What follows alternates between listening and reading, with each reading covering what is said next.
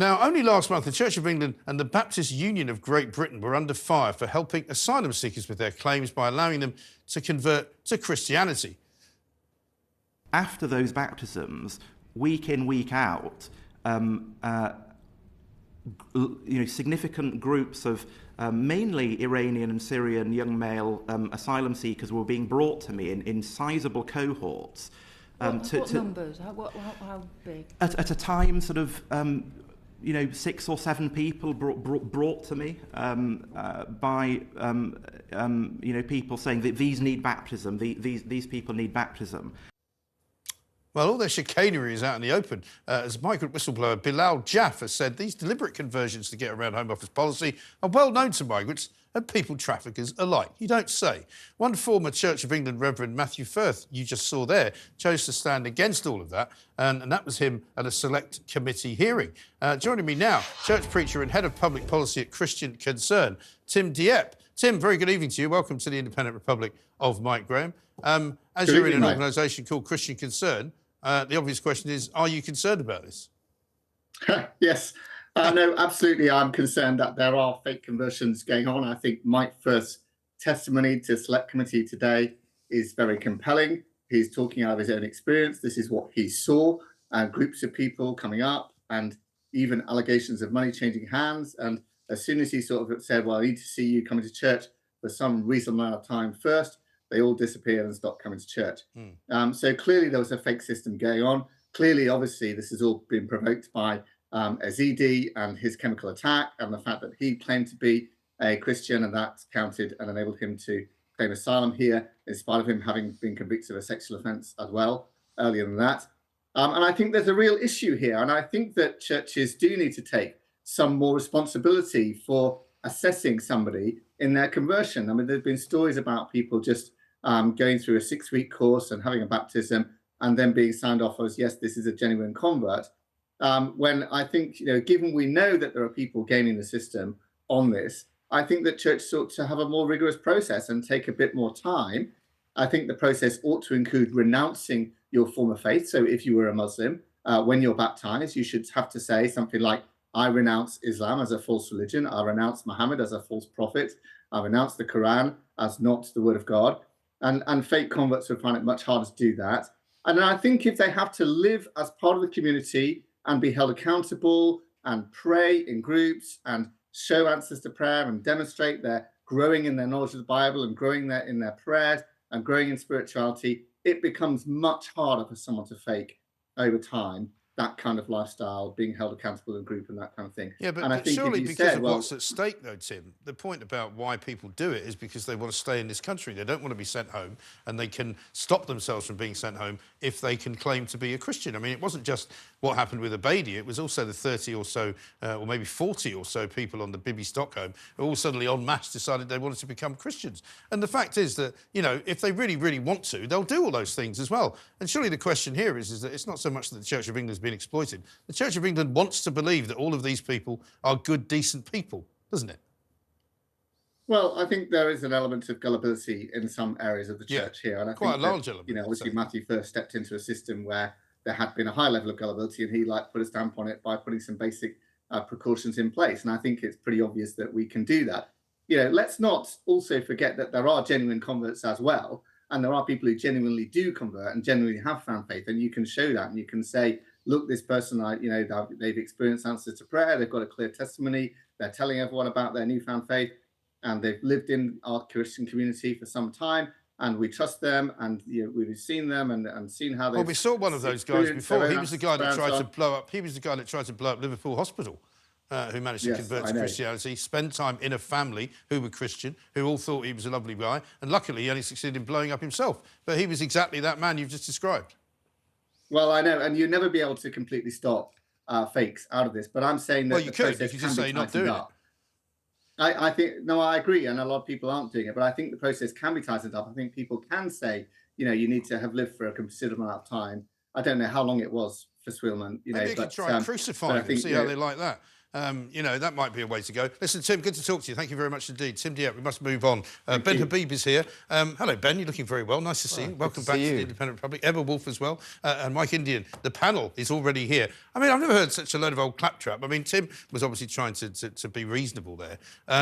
But, you know, I'm serious. I mean, I would suggest, I'm not saying with nails or anything, but, you know, put them on a cross, you know, tie them up like they do in the Philippines every Easter and go, look, you really want to be a Christian? You've got to do this every Saturday for a month. See how you get on.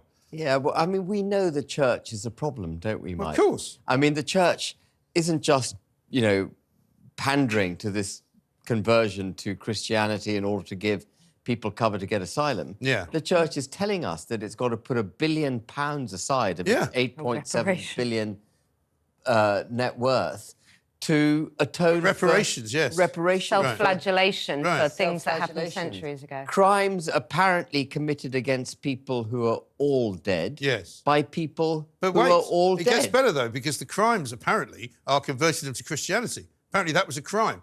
So now they want to do it to people who want to commit crimes once they've become Christians. Brilliant. You know, we've gone full circle. Just to go back to this conveyor belt of baptism thing that Matthew Firth was very rightly talking about, the Bishop of Durham.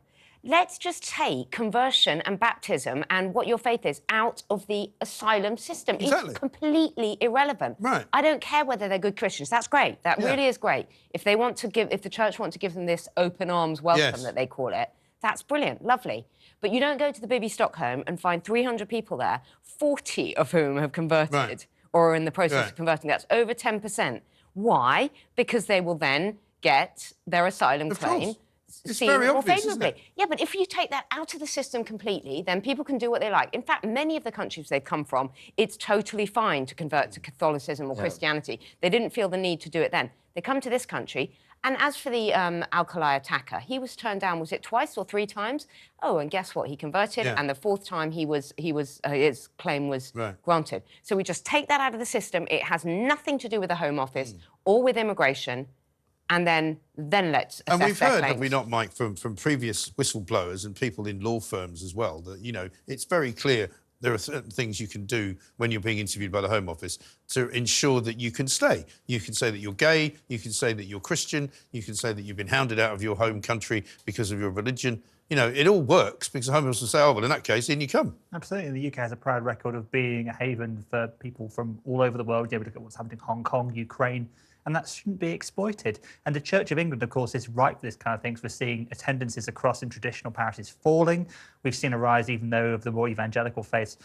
Young people still aren't moving into the church. So, and of course, with the population of this country shifting, you know, the Church of England wants to bring more people into it as well. So there is that side of it too. We need to have a wholesale review of our immigration system, not just the asylum claims, but how the whole thing operates in relation to our economy, skilled workers coming here. These piecemeal changes that are happening time and again, whether it's what Rishi Sunak did and James Clever did back in December, or whether it's looking at what's happening now with the asylum system abuses, someone needs to take a step back and look at the whole thing, like, and see why it isn't working. Well, it seems to me the only people who don't think that they're having the mickey taken out of them is the government and the Home Office. I mean, everybody can see what's going on apart from them. How is it possible that they can't see it? But they don't care, do they, Mike? I don't know. mean, I can't explain well, it. no, ultimately they don't care.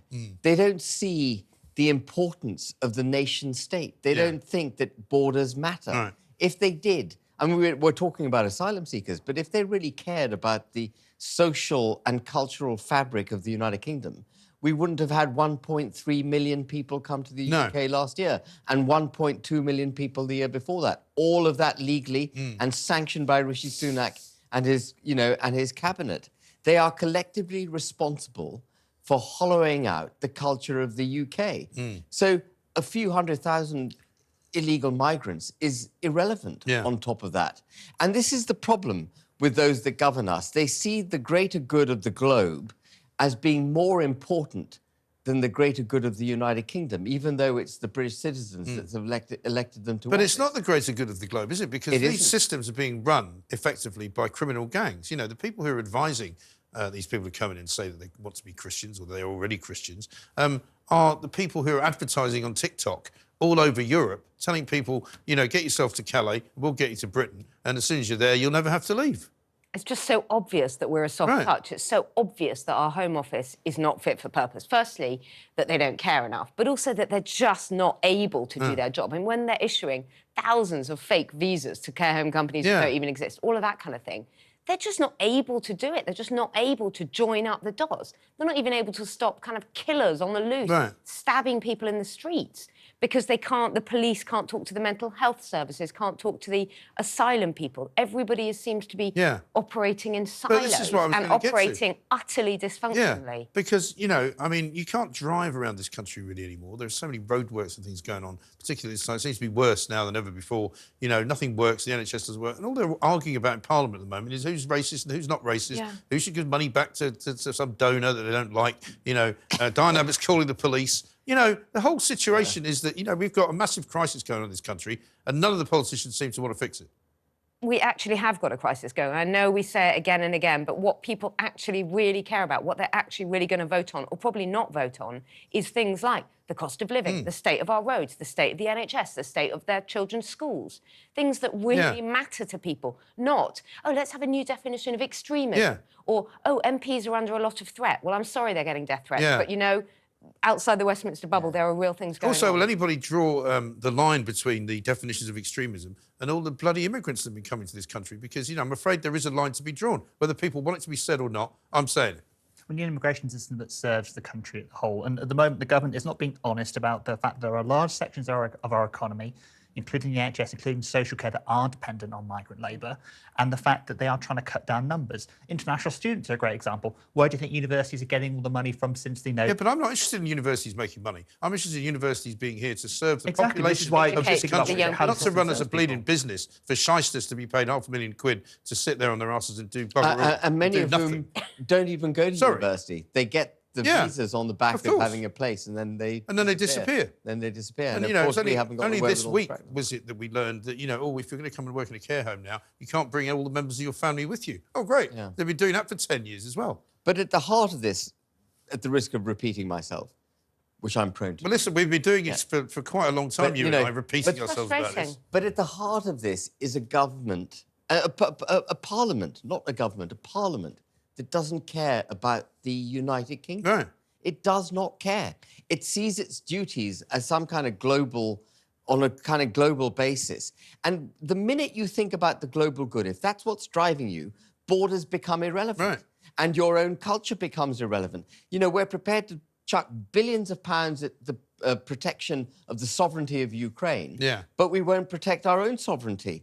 And if you're proud of the Union flag, or you want to, if you're a proud British citizen, you can't sing Rule Britannia. You can't sing Rule Britannia. Absolutely can't sing Rule Britannia. But I think it's worse than that, Ben. I mean, I accept what you say about the hollowing out and the fact they don't care and they're more global than national. But I also think it's a massive amount of incompetence. I think that with the politicians we have, literally couldn't organise a piss-up. No, I think that's fair. I think we can let that one go because it's... Because actually... I'm struggling not to say that earlier. I think it's incompetence, and I cannot believe that this bunch of millionaires is the best that we've got.